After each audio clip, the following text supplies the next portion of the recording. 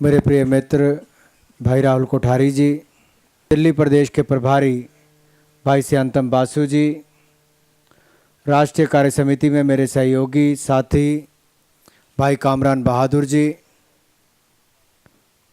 NCP के राष्ट्रीय सचिव रहे, आज छोड़कर भारतीय जनता युवा मोर्चा और पार्टी में शामिल हुए मोहम्मद आरिफ जी, और मंच पर उपस्थित और सभा में उपस्थित मेरे सभी भाई और बहनों, सबसे पहले मैं अपनी ओर से आज जो सैकड़ों मेरे नए नौजवान भाई भारतीय जनता पार्टी में शामिल हुए हैं, मैं भारतीय जनता पार्टी का मैं शामिल होने पर आपका बहुत बहुत स्वागत और अभिनंदन करता हूं और आपको धन्यवाद देता हूं कि जिस विश्वास के साथ आपने पार्टी का दामन थामा है,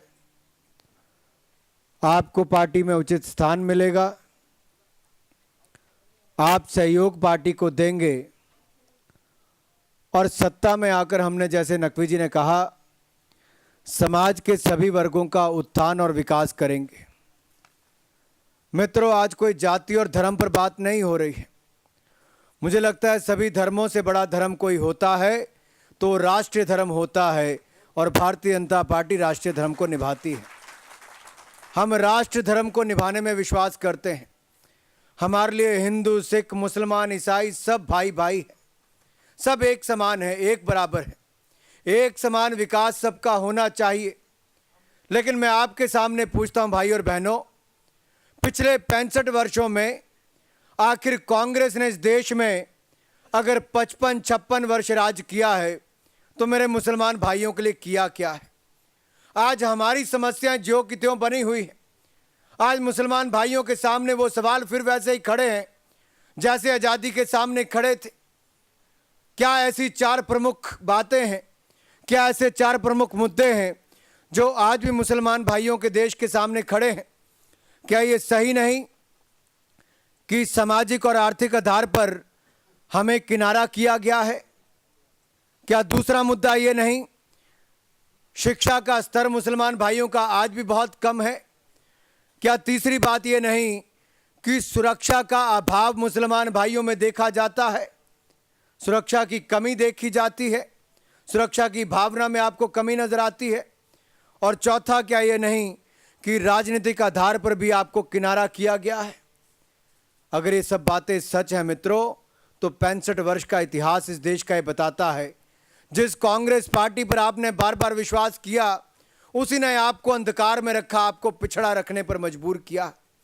काश उन्होंने 65 वर्षों में आपका हाथ थामा होता, आपको समाज में आगे बढ़ने का मौका दिया होता, मेरे नौजवान भाइयों को रोजगार दिया होता, राजनीति में आपको आगे बढ़ने का मौका दिया होता, आर्थिक तौर पर आपका विकास किया होता, तो आप पिछड़े नहीं रहे होते। आज आप हमारे साथ जुड़े हैं। मैं आपको विश्वास दिलाता हूं, जिस तरह से अटल बिहारी वाजपेयी जी ने, अगर उस समय हज यात्रा मात्र 12,000 रुपये का खर्चा आता था, तो आज कांग्रेस के समय 45,000 रुपये का खर्चा कारण है आज आपको 4 गुना ज्यादा कीमत देनी पड़ती है। मैं आपसे पूछता हूं मित्रों, क्यों नहीं आज तक अच्छी शिक्षा मुहैया करवाई गई? आपको अरबों रुपए का बजट खर्च किया जाता है, हमारे मुसलमान भाइयों को क्या उस तरह की शिक्षा का प्रबंध किया गया? क्या उनको इस लायक बनाया गया कि मल्टीनेशनल कंपनीज में वो काम करें, बड़े बड़े उद्योग वो स्थापित कर पाएं, अपने पांव पे खड़े हो सकें? सरकारी नौकरियों में मैं आपसे पूछता हूं, कितनी सरकारी नौकरियां हैं? 65 वर्ष के इतिहास में कांग्रेस ने अगर आज तक पूरे देश भर में मुसलमान भाइयों को सरकारी नौकरियां दी हैं तो मात्र 2% दी है। 2%। क्या ये शर्म का विषय नहीं है? क्या ये चर्चा का और चिंता का विषय नहीं है?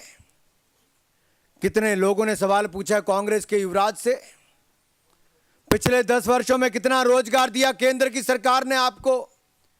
दिया तो दूर, 65% कम कर दिया है तो इस भ्रष्ट कांग्रेस की और निकम्मी यूपीए की सरकार ने किया। क्यों नहीं सवाल पूछते आप? आखिर एक समुदाय को लेकर इतनी अनदेखी क्यों की गई है? ठीक कहा नकवी जी ने, होम मिनिस्टर आज स्टेटमेंट देते हैं आदेश जारी करते हैं, आदेश तो जारी करते हैं, कोई उनसे पूछे आखिर जेलों में बंद क्यों किया गया?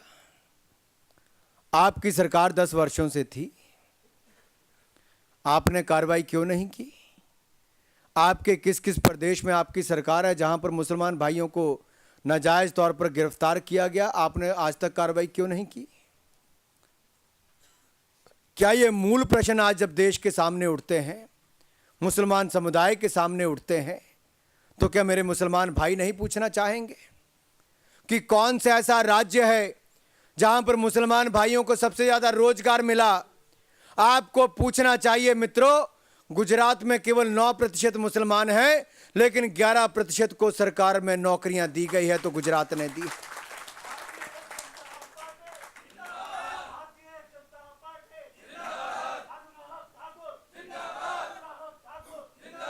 और वो भी किसी और विभाग में नहीं मित्रों, 11% नौकरियां गुजरात में पुलिस महकमे में मुसलमान भाइयों को दी गई है। क्या आपने कभी किसी टीवी चैनल पर इस पर जिसकी चर्चा सुनी? क्या आपने कभी इस पर कोई लेख देखा कि 9% मुसलमान हैं लेकिन 11% मुसलमान भाइयों को पुलिस में नौकरियां गुजरात की सरकार ने, नरेंद्र मोदी ने दी है? क्यों नहीं आती इस पर चर्चा?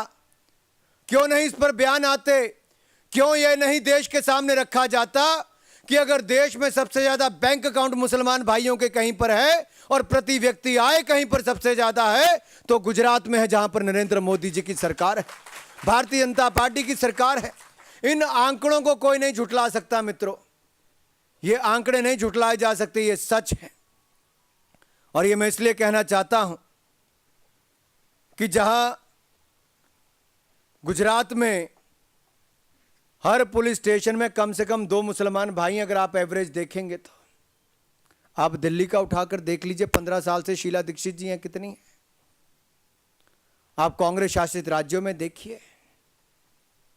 और जिस बात की चर्चा भाई नकवी जी करके गए, आने वाला चुनाव कांग्रेस विकास के नाम पर नहीं लड़ सकती, क्योंकि राहुल गांधी जी के पास मुद्दा नहीं है यह बताने के लिए कि उनकी सरकार ने पिछले 10 वर्षों में क्या किया है। वे सीना ठोक कर नहीं कह सकते कि उन्होंने रोजगार दिया है।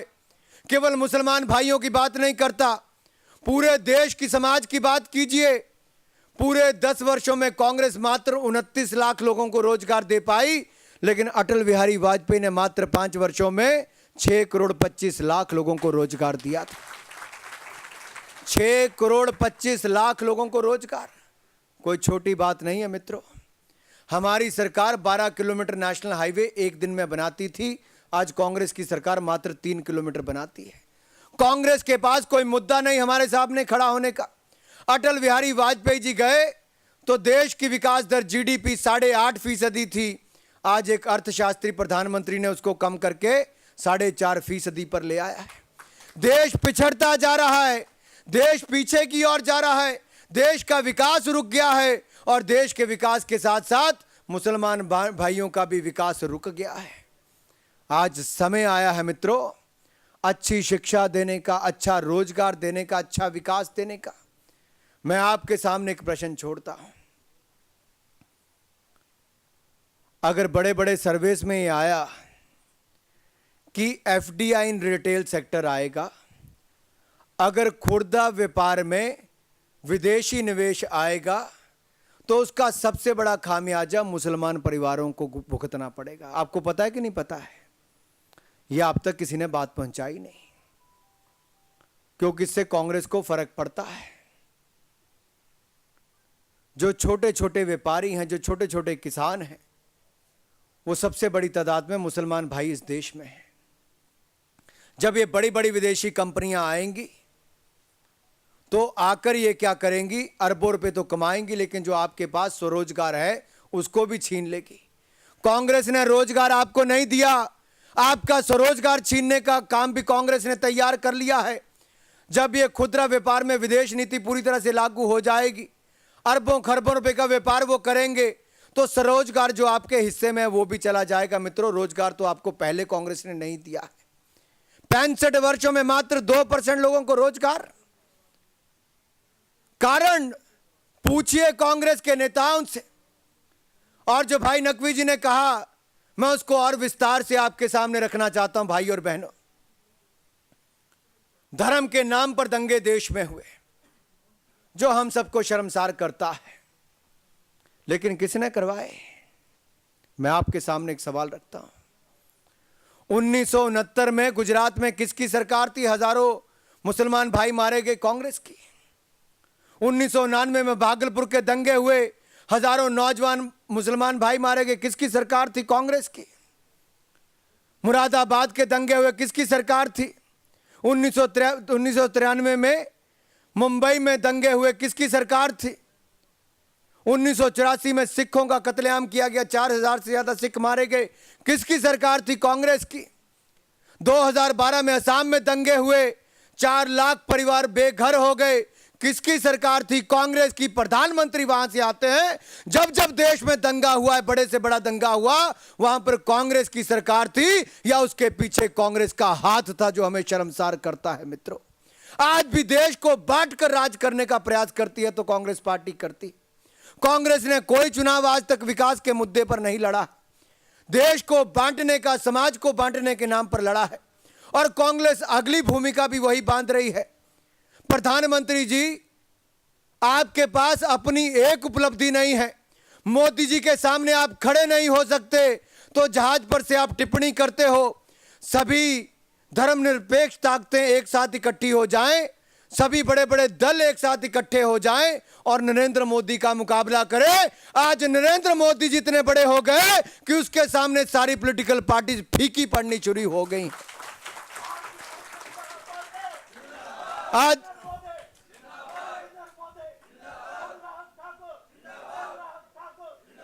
आज आप सेकुलरिज्म की दुहाई देते हैं, धर्मनिरपेक्षता की बात करते हैं। मैं आपसे पूछता हूं मित्रों, अगर कांग्रेस इतनी धर्मनिरपेक्ष है तो इनकी सरकारों में आज तक हजारों मुसलमान भाई क्यों मारे गए? क्यों मारे गए? आज तक आपको केवल 2% रोजगार क्यों मिला? हज के लिए आपको 4 गुना ज्यादा कीमत क्यों देनी पड़ती है? आज जेलों में मुसलमान भाई क्यों बंद हैं? यह मूल प्रश्न मैं आपके सामने उठा रहा हूं। आज भी आपका शिक्षा का स्तर नीचे क्यों है? आज भी आप में हीन भावना क्यों है? आज भी राजनीतिक तौर पर आपको ज्यादा मजबूती क्यों नहीं दी गई? क्या मुसलमान परिवारों के, मुसलमान नेताओं के इस देश की आजादी में कम हाथ था? केवल नेहरू गांधी के परिवार के नाम पर सारी स्कीमें क्यों चलती हैं, किसी बड़े मुसलमान नेता के नाम पर क्यों नहीं चलती है? मैं आपसे पूछना चाहता हूं। क्या नेहरू गांधी परिवार ने देश के लिए बलिदान दिया है? क्या हमारे परिवारों में से किसी ने नहीं दिया? कितनी स्कीमें किस मुसलमान नेता के नाम पर है? मैं आपके सामने यह सवाल रखता हूं मित्रों। आज कितने ही कॉरपोरेटर हों, विधायक हों, भारतीय जनता पार्टी से मुसलमान भाई जीतकर आए हैं।